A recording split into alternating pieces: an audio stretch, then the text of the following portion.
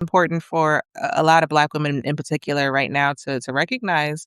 Um, a lot of the systems are shifting. I think the count is up to 600,000 who have been released from their positions. Um, and it's not that they are not valuable without something to appreciate. Mhm. But they probably haven't tapped into that appreciating skill yet. Mhm. Yeah. Yeah. Mhm. Yeah. Yeah, I That's was real. looking at that because there was a whistleblower who I don't know, I'll send you the email because I had to Please. email it to myself. But it was a whistleblower who was saying how she worked for the government and she lost her job with a, but they gave it back to her May 5th.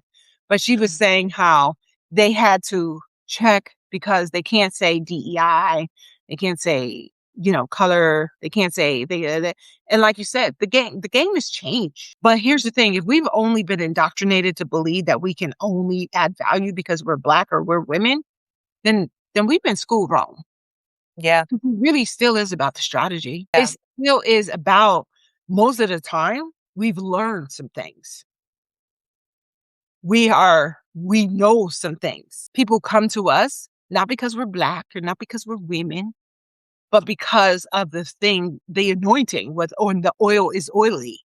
Not Yeah. only, but they come because of our wisdom, Yeah. connectivity, and Yeah. how we can tap into the soft skills and we can tap into the business skills.